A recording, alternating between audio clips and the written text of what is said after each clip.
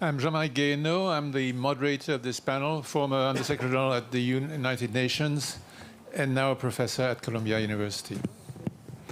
This panel is sadly very timely. International humanitarian law is under attack, and we need to discuss it as a matter of urgency. I'm going to introduce each member of the panel as I give them the floor. But I think today we need not theoretical thinking, but very practical action on an unfolding situation that requires rapid, immediate response. And to start, I'm going to ask Mr. Udo Ilo, who represents an NGO called Civilians in Conflict, a very important NGO that helps armies, but also armed groups around the world respect, or try to respect humanitarian law. I'm going to ask him his view on the sort of state of play of international humanitarian law, not just in Gaza, that obviously we are going to discuss during this panel, but in the world at large, because there are many other conflicts that we don't discuss, and sometimes we don't discuss enough. So, Udo.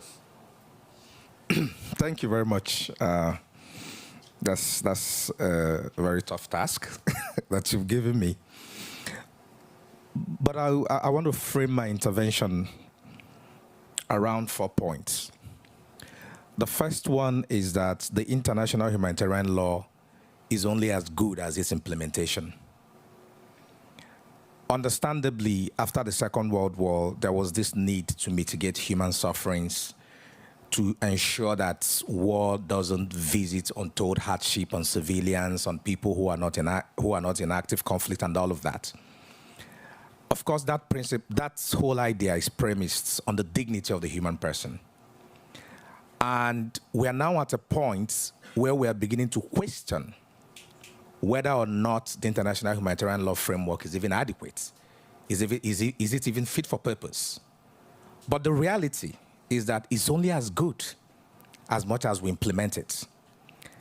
And the first contradiction is that a number of countries whose military power and political influence helped to take this negotiation for the Geneva Convention to the finish line, who by their role and by the authority are supposed to be the underwriters of these principles and these values, are actually the ones who are undermining the same framework that they are supposed to protect by their opportune position in the global order.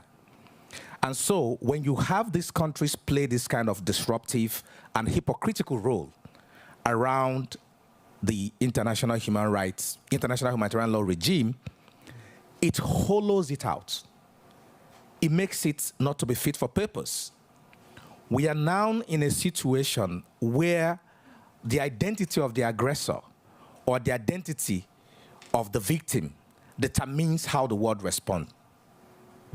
And you cannot necessarily maintain a strong framework of protection in an environment where it's like an a la carte. People pick and choose what they want to do. And of course, there's no accountability. The second contradiction is that we also in a place where countries who are invading other countries are standing in the forefront of advocating for maybe ceasefire in Gaza. Whereas the countries who say that, you know, we are democratic, we respect human dignity, we protect human rights, are the ones obstructing a process that can actually save lives. And so it's a contradiction that makes it also confusing. So what exactly is the world order? What exactly are the standards that we're supposed to follow? When it's like a flip-flop, everybody's doing one thing today or another thing tomorrow. And so the place of politics in the implementation and the respect of international humanitarian laws is undermining its efficacy, undermining its credibility, and undermining the protection of civilians in conflict. The third point is that because the state parties, who are actually the custodians of this very important set of principles and norms, are behaving this way, we are also losing the ability to rein in non-state parties. In Sudan, as we speak, just this month, more than 900 people were killed. We are hearing increasingly cries of a possible ethnic cleansing going on in Sudan. In Ethiopia, it is not yet over. In DRC, there are crises. In Yemen, there are crises. All over the world, we are seeing non-state actors also behaving in a way that undermines the global order of international humanitarian law. But the state actors have not really given any sense of moral leadership that can allow us to rein in all these other characters. The final point I want to make is that we need to acknowledge that there is no alternative. Frankly, we have to protect this system for us to be able to protect civilians, for us to be able to protect all of us here in this room.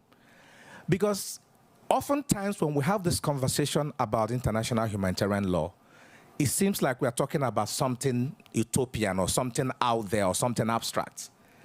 But I also need us to understand that as we are having this conversation here, kids are dying in Gaza. That as we're having this conversation here, people in Sudan are getting brutalized by a military that has refused to listen to anybody. As we're having this conversation here, in Ukraine, people are not sure if they're going to see the next day. So these are actually lived realities. And if there's anything we've learned in the last couple of years, is that these conflicts know no boundaries.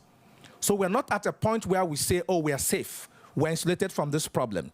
So if we don't create a system where we respect something, where we have some guiding principles on how we manage conflict amongst ourselves, all of us are imperiled, all of us are in danger. And I want us to approach this conversation from the point of view that this is existential, This is not something abstract. This is something that affects all of us. And increasing voices of citizens across the world about the way countries should behave is something we need to support. We have to create a different set of pressure points that can force our political leaders to do the right thing. We have to invite the business community to be able to also, the way we talk about climate change, child labor, let's start talking about the protection of civilians in conflict.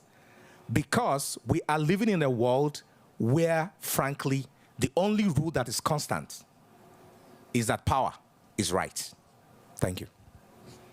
Thank you very much. I mean, what you say is essentially that the lessons of World War II have been forgotten, that after World War II, after the massive civilian victims of World War II, there was a sense that you had to have a legal framework that would, as much as possible, protect the civilians from the horrors of war. And sometimes, in many situations, you feel that the civilians are not just the collateral victims, they are the principal victims of conflict in many situations. Now, I would want to turn to Hassan Salameh. Hassan Salameh has been a minister in Lebanon, has been a close aide to Kofi Annan. He was the envoy of the United Nations in Libya. And I would want to ask him about his assessment of the situation in Gaza and in very practical terms, because time is of the essence. What can be done today to alleviate the suffering of the people in Gaza? Thank you very much, Jean-Marie. Let's assume that what the government in Gaza is telling us is propaganda. So I'm not going to listen to anything or take out the figures that are given, how many people have been killed and etc. Let me ask you one question. Today, Israel said that it has undergone 3,300 air attacks against Gaza since October the 7th. 3,300 air attacks and 880 helicopter attacks. These are the Israeli army figures for today, since October the 7th.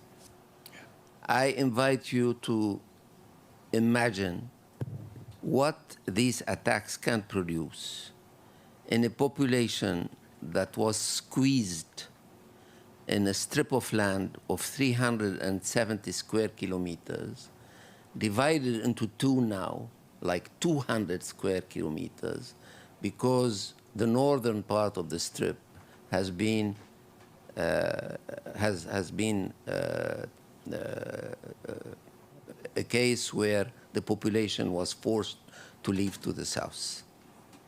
So if you do this mental calculation in your head, you will come to the solution, to the evident, logical conclusion that whatever the belligerents say, 3,300 air attacks plus 880 helicopter attacks, I'm not counting the artillery yet, can only produce thousands of people killed. So when the figure 10,000 people killed is mentioned, it is not propaganda. It is not propaganda. It's the logical conclusion of how the war has unfolded. So, putting aside the political side of the story, let's concentrate for a second on a humanitarian situation. To the question, is a humanitarian international law being respected? The answer is clearly no. Is the international community or the leading powers in the world unhappy with it? They don't tell us. Is the Security Council meeting to say this is not acceptable? The answer is no. So we are in a situation where a clear violation of international humanitarian law is taking place and the world is silent. This will affect those who are dying or being injured, probably around 30,000 people injured, or forced to leave their homes. but this also will affect the future of multilateralism and the credibility of international organizations and leading state in the system. What can be done today? I would say the first thing to do is to bring back power to the Shifa hospital immediately, where you have dozens of kids in incubators, where you have 600 people injured without water nor electricity since 10 a.m. this morning, immediately. Second, you have 730 trucks full of medicine and food on the border, on the Rafah crossing point. These 730 trucks are there for 3 days and not allowed to go in. You should inspect them. They have been inspected by the Egyptian side. But you want to inspect them again, especially that since yesterday, there are now X-ray machine, quite expensive, that can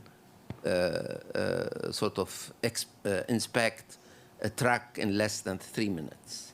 They are there, 2 of them. And allow these 730 trucks to go inside Gaza now, today, not tomorrow, not the day after, because people are starving, people are incredibly thirsty, and you do not need to inflict such collective punishment if you want to reestablish your deterrence capability. You don't need that. You are just making people suffer for nothing. And the third thing you can do is, of course, to stop calling for a new displacement of people. You should know that 74% of the population in Gaza is made of refugees from other parts of Palestine who have gone to Gaza as refugees already. So you are now compelling them to be a refugee a second time within Gaza, which is, again, 740 square kilometers, by moving them from the north, which is more populated, to the south. You are saying, I am going to only bomb the north. But I can tell you, most of the bombing in the past 48 hours has taken place against Khan Yunis. Khan Yunis is to the extreme south of the band, on the border with Egypt. So it's not true that if you go south, you are safe. This is not true. And stop telling them that they should cross into Sinai provisionally, because that would be a third exile for these refugees who have come already from some villages in Palestine as a refugee to Gaza, now moved from the north to the south, and now you are asking them to go again to a different place.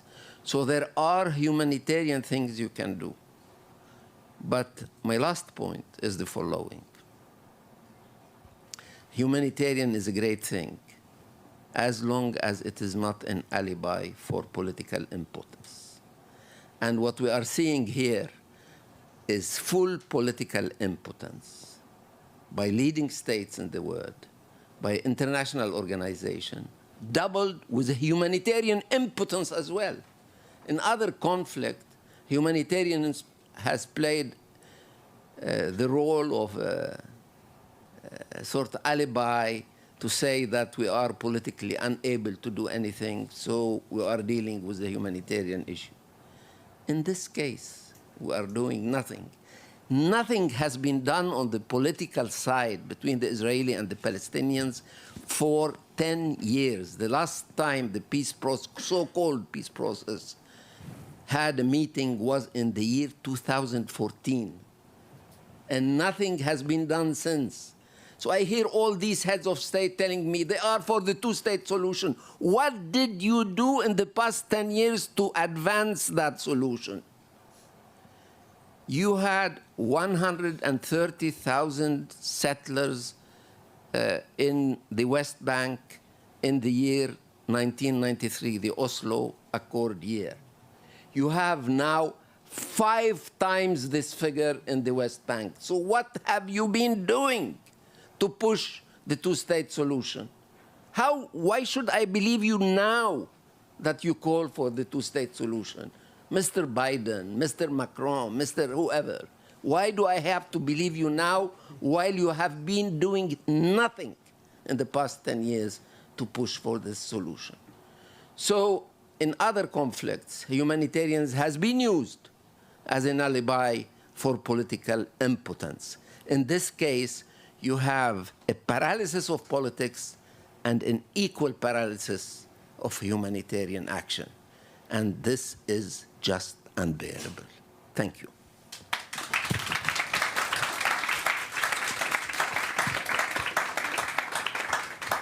Thank you very much. I'm going to turn to Peter Wagner, who will not address the political issues, the fundamental political issues that you raised, because he works in the European Commission, in the part of the European Commission that manages the instruments. So I would like him to address the question of the paralysis of the humanitarian response and what can be done to overcome that paralysis. No, on that part, very briefly, I think the EU has multiplied its humanitarian aid. And if you just follow the statements on a nearly daily basis, we are, and also behind the scenes, working on making sure that access is improving. But let me also refer a little bit back to the wider context, as said also by Udo at the very beginning, because we who are globally setting in place instruments and actions in support of the foreign policy, we have a bit of experience from other contexts. On that one, I think one could now generally refer to all our, let's say, legal framework. We are reporting very regularly on what we do on international humanitarian law in general. And indeed, we can only confirm that these reports have over time not shown an improving picture. That's for sure. But then when we come to the examples of what we do, we think there are numerous instruments that we have and that maybe are not yet completely used. Now, in the case of the EU, we are still putting together some of the instruments that we might then deploy, or made at least an offer to deploy them. That let me describe maybe therefore on the example of previous work or still ongoing sometimes work, what we are doing. We are, and that includes a number of the colleagues, partners here on the podium, working with international partners, for example, Geneva Call, for example, in Myanmar, where we are working with local militia, building their capacity that they are aware of their obligations vis-à-vis international humanitarian law and human rights, and we're really trying to build that. We also then, depending on the real needs in the specific contexts, are trying to support their work that is then even more targeted, because in some contexts you clearly see it's mainly women and children, you could say generally, but in some cases even more than generally, where they are the main victims of armed conflicts. Other still ongoing action where we are getting increasingly demands to do more is in Ukraine. We get the demands to do more from the Ukrainian side, and that is inter alia also again now here with the Geneva Call, where we're trying to really teach on the or inform on the principles for the delivery of humanitarian access and assistance and the facilitation of all of that. For us, it is there really, and I personally appreciate very much the people doing it, because they go sometimes into the forests where the troops are being trained, even in ongoing conflicts, as far as they can go, and try to make them aware at the bottom of the command chain on really how to behave vis-à-vis civilian populations, etc. A third example is Afghanistan, where a number of actions have been underway. That was also, as far as we could, working with armed organizations like the Islamic Emirate of Afghanistan on commitments to behave differently, on commitments to protect civilians. We worked there very much through a number of organizations on what are the principles when it comes to local communities, we are looking there very much at what are the vulnerabilities in the different regions in specific countries. And we are really trying to inform there, not only at the government level, because I think the big public debates, and you will discuss that afterwards, are happening elsewhere. But it is very important that in each of these conflicts, also those who are on the ground are as well as possible informed and repeatedly informed of what it is about, the context that they are working in. Because what we've maybe had forgotten, what maybe came a bit to our awareness again in the context of the full-scale Russian invasion in Ukraine, is that even if you go into these with all the good intentions, in the process of fighting, there are always degradations that are happening at the lower level, which you will have to continue to address. That is something where we are doing similar work in the Lake Chad region, Central African Republic, and we were convinced that they are contributing to alleviating the pressure on the population. But, and now let's say moving a bit upwards again, at the end, we are also having available, always having available, instruments of mediation, because we think that, again, at national, all levels, the constant exchange, notably in situations like the current ones, are important. And that is where we are having a number of instruments available. Usually you talk at the earliest about it when everything is over. And usually also you talk mainly about it when it was a success. But we should not underestimate that a lot of that work is going on. And that is some of the parts that we are financing as well. Thank you very much. I think the challenge that you have is that as we see the events unfolding in Gaza, there's a sense of urgency that we were reminded of by Hassan Salameh, and that the European Union has to get all its member states aligned on to take some fundamental decisions, and that takes time, and that gap is a gap during which many lives can be lost. But I want to turn to Alain de Letros, because you are actually one of the organization that was just mentioned by Peter Wagner, the Geneva Call, based in Geneva, with the vision that you talk to almost anybody that doesn't kill you, so it gives you, if I may say, it's risky, but it gives you more flexibility. And as you look at this conflict, and I know you look not just at this conflict, but many other conflicts, including many groups in the Middle East, what do you think can be done to engage more, and what are the consequences of not doing what maybe we should do?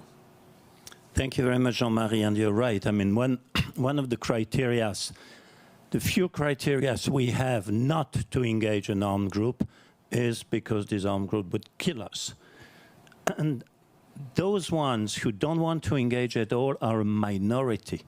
What I say here is probably going against popular perceptions, but the vast majority of the armed groups that Geneva Conventions engages are willing to be engaged and are willing to ensure that their troops and ranks do change behavior.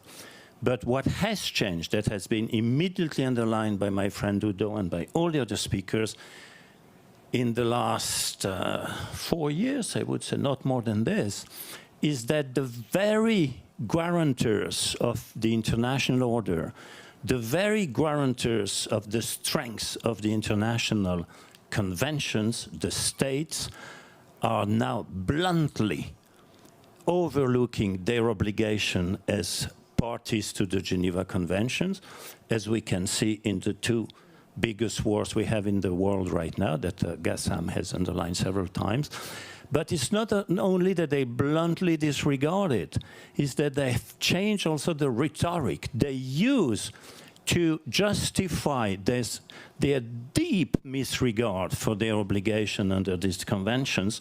They use a language, a narrative from the convention saying, we are being attacked. You know that this is also what Russia says. Russia says it has been attacked. It has not attacked Ukraine, it has been attacked, right? And okay, with Israel has been attacked recently, we've seen that. But what I would like to underline also with the examples that Peter gave with Ukraine. Ukraine is for us a very good example. Before you remember in 2014 there were an attack on Crimea, and then 2022 full-fledged attack on Kiev and the rest of the country. But in 2018, Geneva started working there with all these defense groups.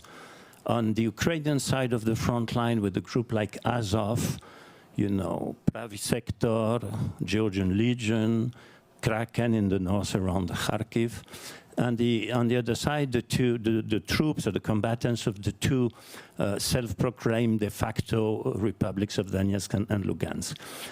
On the Ukrainian side, we've been very successful in the sense that these groups wanted to know what they cannot do in combat, and they have behaved.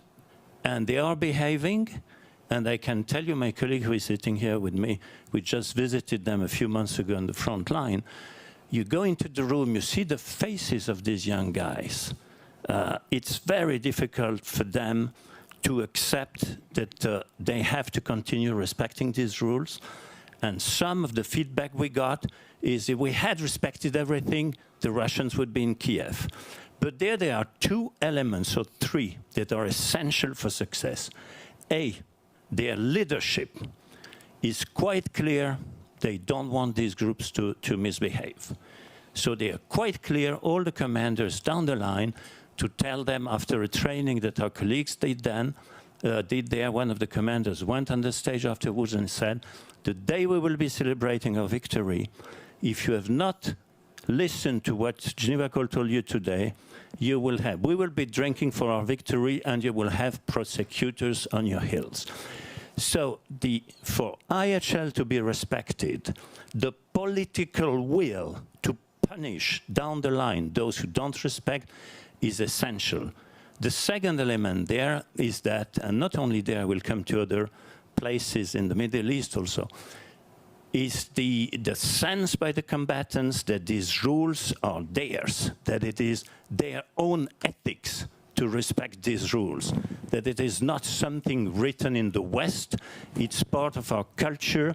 As I can tell you what a Taliban commander told me, he said, I loved very much your Geneva booklet here because you're telling us in this booklet, I have to behave as a combatant because I am, he said, because A, I am Pashtun, so you see the cultural ethnic element.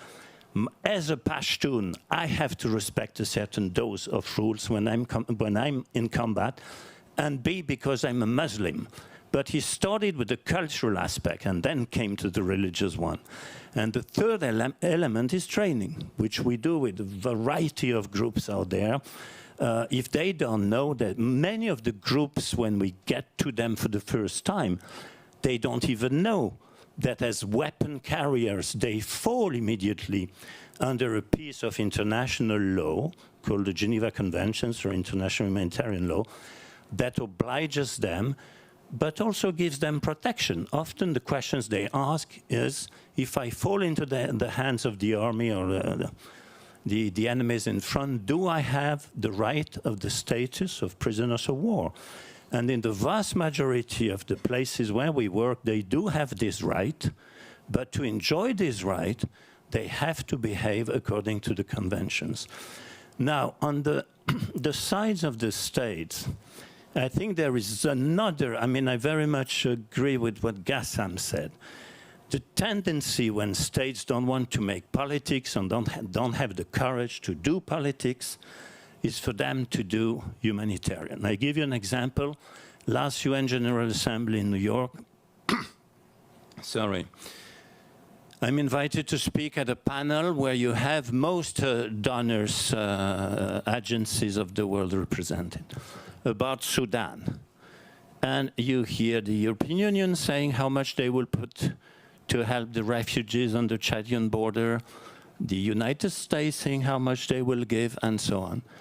And when I took the floor, I said, listen, Sudan is complicated. There are a lot of armed groups in Darfur, in Kordofan, in Blue Nile. We know them, we've been in there for 15 years, okay? But with the massacres that happen now, there is one aspect of this war which is so simple. You have two old gentlemen destroying their country for their own ego, bombing civilians in a capital city of 8 million. And I'm sorry, I'm small Geneva Call, you are the big states. I was sitting next to the deputy director of USAID. They said, so what you're telling me, you, the American government, is that you're putting money just to pay for the catastrophe and the destruction that these guys are doing. You're the United States of America. Me, as a humanitarian, what I expect from big states like you is to ensure that these guys stop doing that with their own country.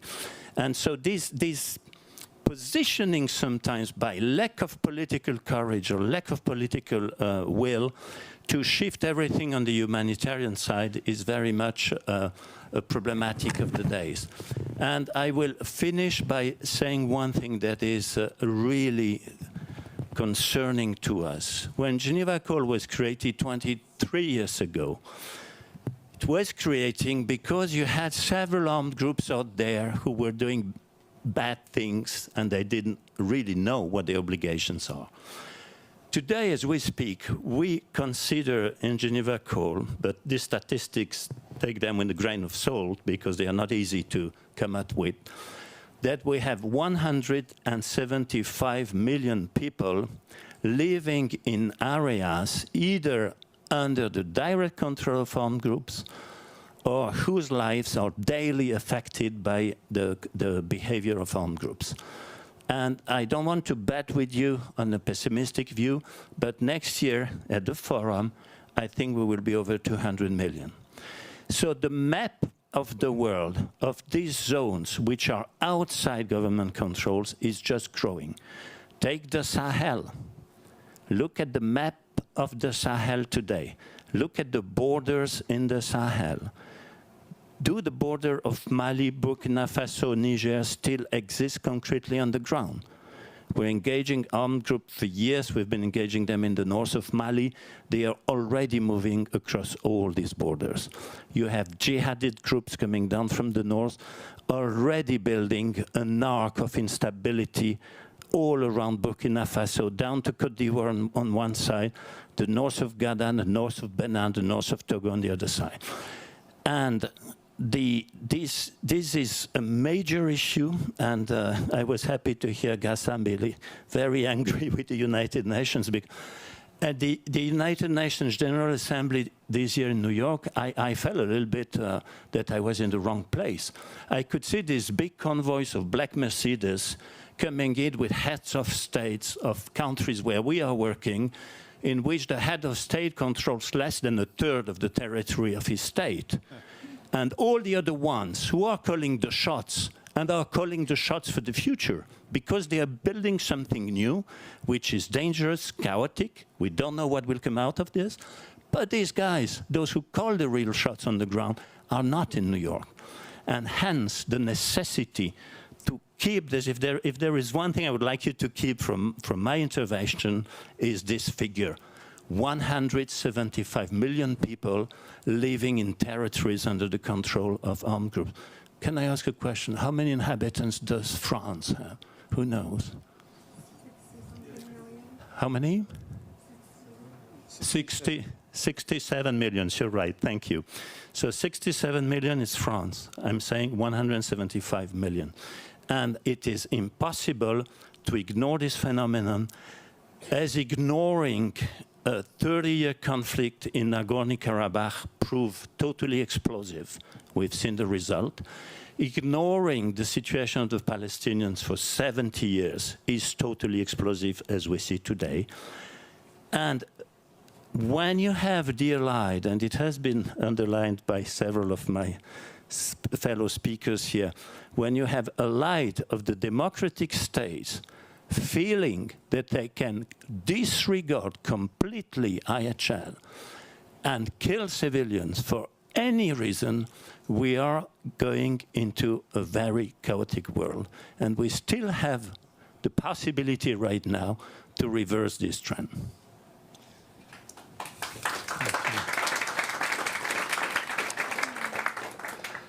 So what we see is international humanitarian law attacked on two fronts, so to speak, by armed groups which commit sometimes atrocities, take civilian hostages, and by states who do not respect to attack humanitarian law. That's for an organization like the United Nations, which is an organization of states. So states don't control, many territories are not controlled by states, and states do not respect the UN Charter and the basic rules of international law. So I want to ask Mrs. Rabbani-Carr, until recently Foreign Minister of Pakistan, and I will refer to what Hassan said and to what you just said, Alain. Hassan said that the consequences of what's happening are horrible, of course, for the people in Gaza, for humanitarian international law, but they have a broader impact for the whole idea of multilateralism, of a world governed by law.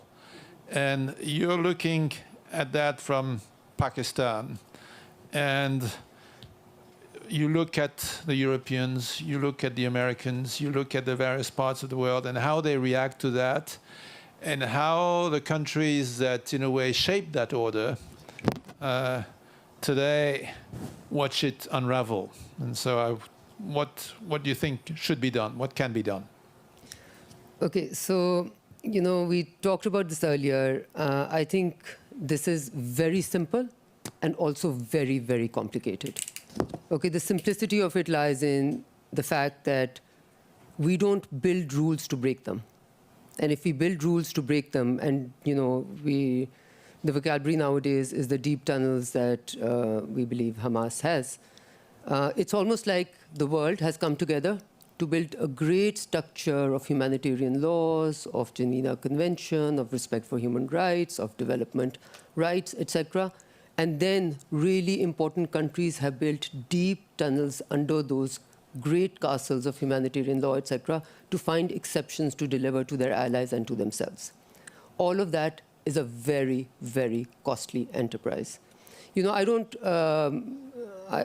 pretend to be a great student of history, and I know as a colonized country that I have read about the War of Independence of 1857 as the Mutiny of 1857, because it was the history that I was I was reading of the colonizer rather than the colonized. In the same way, I can't pretend to talk about what happened World War I, World War II, but I've read about it, right? And I've often wondered, how could humanity sit by and allow such atrocities to happen? And today we all sit in fancy places called peace forums, and we are seeing live on television screen atrocities happen which are of a proportion which none of us have the ability to live with or to accept or to understand. And therefore, a language of peace and humanitarianism must be used to explain why that is happening by those who are not only propagators of it, but are complicit. So there is not only two types of states, those who respect law and those who don't. There are those who do not respect law, and even a greater crime of those who are complicit in allowing them to get away with it, right? I think we don't allow the burden of what this world has experienced to actually fall or to be felt on two counts, because exceptionalism is very interesting, and hypocrisy comes back to haunt you one way or the other. Okay, so the last year, all of the global south was listening to calls of, wanting to put us in the hall of shame of not really calling out Russia as one should, really, at the same level, and Russia being able to use its veto. Do you know how many times the United States of America has used its veto against ceasefire and humanitarian pauses? Is that even human? And do you know that many other Western countries have, on the first resolution to go for a ceasefire was actually rejected by all, the veto was used by all three Western countries. And you expect us to believe that this is the order that you are trying to promote and we are supposed to all happily follow that? There is also the precedent. There's also this very important thing that I from where I come, it's a lesson that we learned. And it's a lesson that the world really did not understand. But I think now it is so blatantly out there that we can't miss it. Even a child can see it, right? And the lesson is that how we conduct wars and what we do has repercussions. Okay? And I genuinely believe in the post-9/11 wars that we've conducted, we have actually created far more violence, conflict, and extremism than the one that we went out to sort out in the first place, right? We know about Guantanamo Bay, we know about Abu Ghraib, drone strikes, and the precedent that we created. You know, right now we're talking about how self-defense, how far can you go in self-defense? 60 terrorists is what the Israel government tells us is what they've gotten for 10,000 civilians. 10,000 civilians bombed in their homes, okay? So I remember when this drone strike thing was happening, and we were against it because we thought that every time you try and take one target out, you're creating 10 more targets because you're killing people with impunity and, you know, creating more terrorists than the ones that you went out to. Now, today, we have evidence to prove that has actually happened. Now, the precedents that large, very big, powerful countries created by working around international law to normalize two things. First of all, drone strikes, which are not exactly legal, perhaps, in another territory where you have not been authorized with the United Nations, and then normalize collateral damage. And today, our appetite for collateral damage is 10,000 Palestinians' lives, and more, and still counting. We are nowhere close to a solution. So I get over, I don't even know whether to call ourselves humans, because when somebody calls the Palestinians animals, I think that's almost a compliment. Animals don't go and kill their own. We go and kill our own. And when he sits here and says that the first thing we should be able to do is to get electricity back in Al-Shifa, and that seems to be an ask that we are not able to provide. And then we have the European Union president, and I think it's important to call out, as a woman diplomat, when you see someone saying that we will stop humanitarian aid to all of Palestinians, and then to actually talk about, when water, food, electricity is cut to Ukrainians, it's a war crime for the European Union. But when it's cut out for Palestinians, it is fair game. So the exceptions that we're making, they are going to come back to haunt us. We are a common humanity. Climate change is telling us that. There will be no national boundaries to defend ourselves from the wrath that we are going to unravel through the wrath that we are showing to our other fellow humans. And I think we all have to just simply come out of the positions that we very happily, try and defend ourselves with. Sometimes it's religious positions, sometimes it's national positions, sometimes it's gender-based positions. The only position that we actually really need to stand by is the positions as humans, right? And I just want to end by saying that as someone who has served in government, both as foreign minister, Minister of State for Foreign Affairs, Minister of State for Economic Affairs, I know what it's like to be in government. I know that we feel that it's our job to defend positions. Really, our job should be to defend principles. And if you're able to do that, and I just want to also say that I think we have allowed great, great wrongs to pass, and we have gotten away with it. We've gotten away with Afghanistan. We've gotten away with Iraq. Remember the WMD false evidence that was shown in the United Nations? We have gotten away. We think we will keep on getting away. This, I think, is far too much for us, for anyone to absorb. And the reaction to this will know no boundaries. And I don't want to be, a harbinger of, terrible, but I'm sorry, we cannot be optimistic when we are sitting on oceans of depravity and on oceans of real human, killing and just dehumanization and weaponizing the humanitarian laws and weaponizing the development assistance. And please, to all the Western countries, I think you cannot appease your conscience by giving humanitarian assistance here, there, and everywhere, which lands like 10 years late. First, you take away the right to live and the right to live in their own lands. Then you say, allow others to give the right to annex. Then you don't give. You do all of that, and then you say, we will continue with humanitarian assistance, and that is supposed to appease our conscience. I think such things should not be allowed to function anymore. Thank you. I know that Hassan Salameh had to leave. Hassan Salameh had to leave us because the panel was moved half an hour later, and I know he had another appointment, so sorry that he has to leave, but thank you to him for having stayed with us for a while. What you were saying about the origins of the whole thing, and you referred to 9/11. And I remember very well being in the chamber of the United Nations Security Council a couple of days after 9/11, when a resolution was adopted by the Security Council. And the Russian ambassador was a man called Sergei Lavrov. And I remember him smiling and saying, "Oh, we have extended the right of self-defense considerably with the resolution that was adopted, because it was the beginning, in a way, of the so-called global war on terror." And ever since, we have seen that erosion of international law, because the balance that had been struck by the UN Charter in 1945 saw the use of force, the unilateral use of force by a state, as the exception, famous idea of self-defense that several of you referred to. But the notion, the definition of self-defense is now much broader than it was when it was designed in 1945, when the idea was that self-defense is against an army that crosses a border. This was the experience of World War II. So there's a clear-cut case. But now we have all sorts of situations where it's not a clear-cut case, and nevertheless, states invoke self-defense. But here we are, and I want to ask you after this discussion, and I will turn to you, Udo, because we have spoken a lot about the impact, the worldwide impact of Gaza on the idea of trust.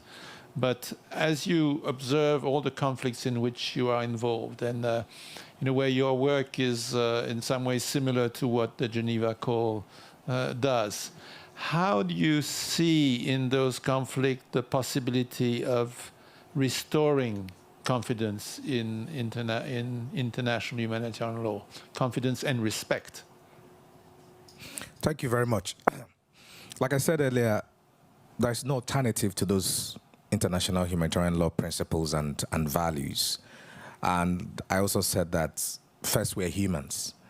And we're not supposed to need laws to not kill each other, frankly. But, here we are. So there is, in the world now, we've got all these competing global interests and polarization, and each bloc trying to outsmart the other, position themselves as the best. Perhaps this is the time for all of these blocs to use the protection of civilians in conflict as the bargaining chip of saying we are different, we are better than the rest. Because if we don't get that level of global leadership in pushing these principles, we are in for serious trouble. So global respect should be one premise on the dignity of the human person, one premise on the protection of civilians. The second thing I need to put on the table is that communities in conflict know their needs more than we do. They know their protection needs more than anyone else. And there's a powerful agency there that is not being supported, especially in a time where our political leadership are behaving with this kind of reckless disregard for lives. And so perhaps we should start thinking of ways to build up on that agency so that people can also be the vanguards of their own protection. So that our decisions as funders, as NGOs, as development partners, as humanitarians, is informed by the actual needs of the communities that we claim to serve. The third thing I want to say, and I need to emphasize this, no military objective, no sovereignty argument, no territorial argument can justify the indiscriminate destruction of lives. And I think these are basic principles that we can all agree as human beings. We are not collateral damage. It is not enough to say, I have followed all the rules of war so people can die. it just doesn't make sense. It makes us look like animals, frankly.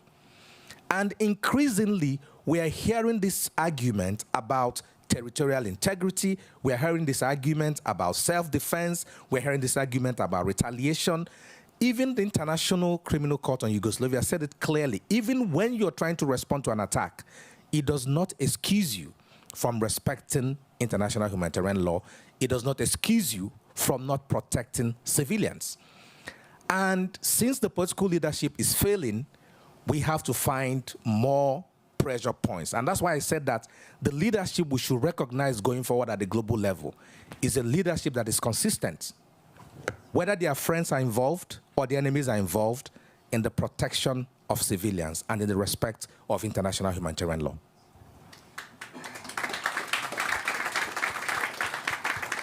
I think you're reminding us of a fundamental issue and a fundamental misunderstanding of many people about proportionality. Proportionality is not about proportioning the response to the attack in international humanitarian law, because that would be eye for eye, tooth for tooth. Proportionality is about accepting that there may be some civilian casualties, but they have to be proportionate to the military objective that is pursued. That is the concept of international humanitarian law. But I see that time is moving on, and I should like to open the floor for questions from the audience. Yes, sir. Introduce yourself. Great. I'm Matko Grubelnik. I'm head of artificial intelligence department at Natural Science Research Institute. Nothing special, really, for this discussion, I guess. As I see, right, so autonomous weapons, well, is one of these topics which was always kind of everybody was against. But now, I mean, it seems like the present wars is cheaper to have. Autonomous weapons doesn't need any infrastructure, communication infrastructure, no need to people, more precise, and so on. So it's actually, well, armies are incentivized to have this. Now, I don't have really any expectation you will answer how to prevent this, right? But seems like, well, there's no God in these wars, right? So, and is there any, since we talk about rules of war, right? As the title of the panel, right? This is one of the rules, right? Seems like that it should be. So do you have any hope that autonomous weapons will be taken out of it or not? Anybody wants to? I'm just going to say from the fact that when drone strikes were relatively new, and when there's no cost of life to the aggressor or to the one who's using that equipment, as opposed to there's no risk. You tend to be very, very living in a very risk-free environment, right? And I think, so the answer is, the simple answer is no. I don't think so at all. I think, frankly speaking, this will go on and become further and further and more dangerous as we go forward. So no, I don't think this is going to. Any other question? Bonjour, je parlais en français pour m'expliquer. I'm going to speak in French because I'm not fluent enough in English. My name is Guy Christian, and I work for a platform that's currently being established to fight against digital pollution and toxicity. My question is on the topic at hand for this panel. Est-ce que je peux lire le thème, s'il vous plaît? Les règles, voilà. Voilà. Les règles, la guerre contre. Stopping the war on the rules of war. Such is the title of this panel. So perhaps could we say that in the current state of world affairs, certain countries are looking to use to leverage their soft and hard power with war. So perhaps institutions could solve that kind of a problem, given that this competition is at hand. I mean, certain countries which are underdeveloped, so to speak, they'll always be running behind more developed countries. So maybe there's a question of balance here. As far as I'm concerned, I believe that we would need to create a new form of governance. We need to give impetus, renewed impetus to civil society organizations, to the civil society at large, so as to strike that balance. For as long as there will be powers that be, they will be looking to leverage on their power through war. So that's the question I wanted to address to you. Thank you. And apologies for such a long and convoluted question. Well, I come from a small country, but we all know about these strategies with regards to our neighbors. Is an answer to your question. You see the great powers with their highly technological armies being defeated everywhere. Think of Afghanistan, okay? And you see these local actors taking the new technologies that you mentioned. We see them. I mean, we're all the time out there with armed groups in the territories they control. They are very quick in managing these new, fabricating themselves, adapting their drones and all that.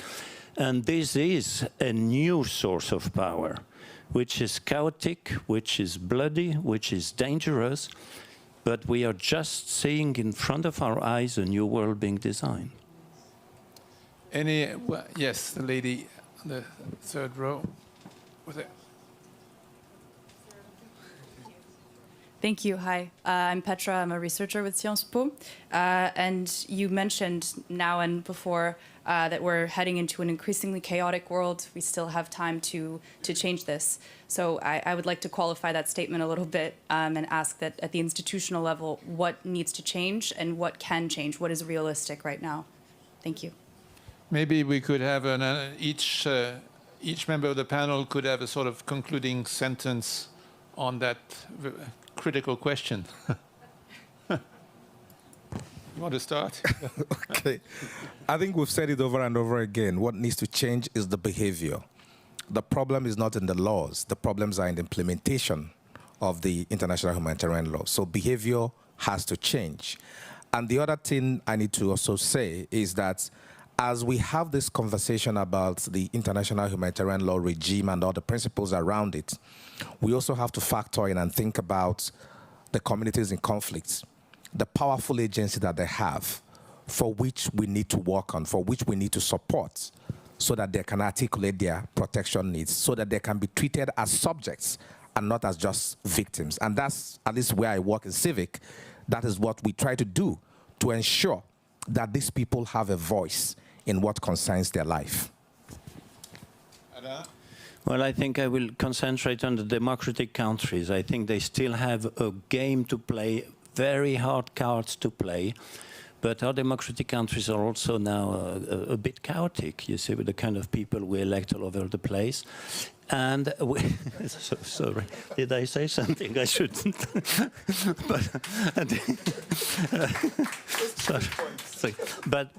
But okay,